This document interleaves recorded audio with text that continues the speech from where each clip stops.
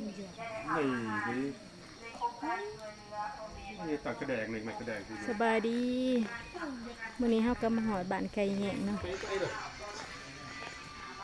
มาหอดบ้านไก่แยงบรรยากาศยามเช้าพี่น้องหมอกยังตกอยู่นี่ก็9 โมงนะย่างไปเลยสิแนมเบิ่ง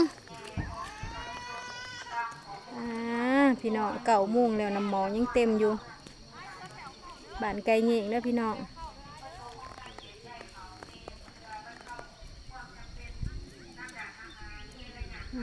พูดนะน้ำหมอกเต็มอยู่อากาศเย็นร้ายซะอากาศเย็นสบายเย็นร้ายโผล่พี่น้อง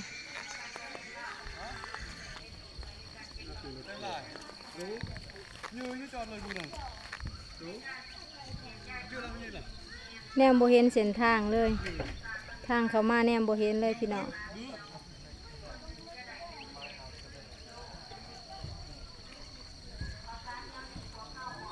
ฝนตกลงดินเลื่อยนี่หลายวันบเวนวางหนทางเที่ยวเปียกเปื่อนหลายแต่ขี้ต้ม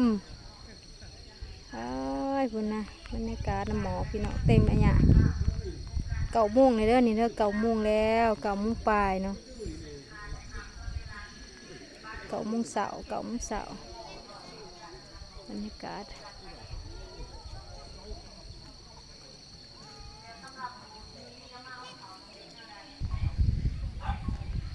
ฝนฟ้อยมาอีกแล้วพี่น้องก็แนมโบเห็นเลยนี่ของหัวนะของหัวอยู่กลางบ้านนี่บ่ตา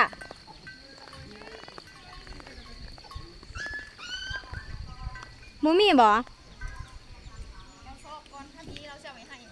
โอ้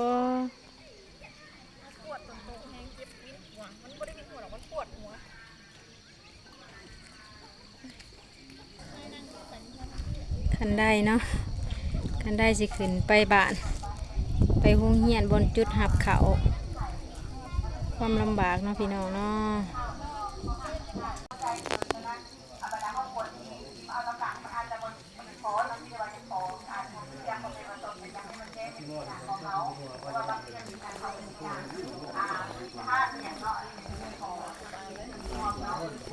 ที่2เนี่ยขอแนะนำในการลงทะเบียนของเขาเนี่ย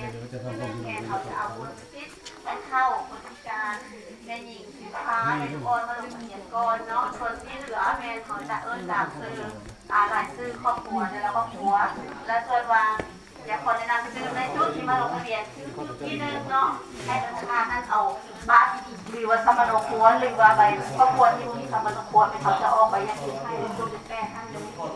อันนี้มันจุดที่เอาเขาลงไว้เนาะอยู่บ้านทีมงานอาสาขันบ้าน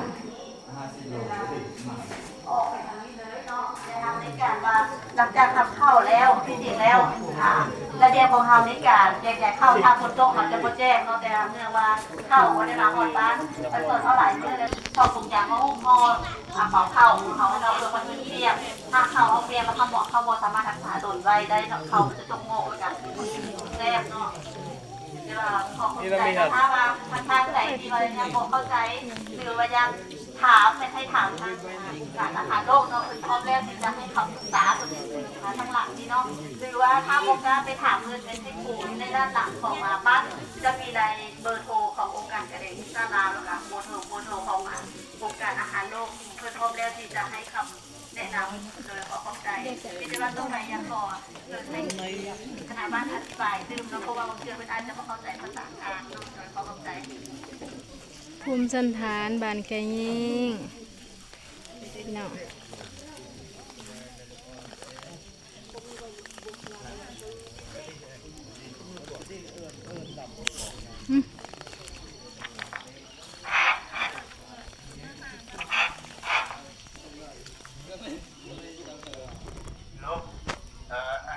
น้ำหมอกยังคงตกลายอยู่เนาะตอนนี้ก็9 โมงปลายเลย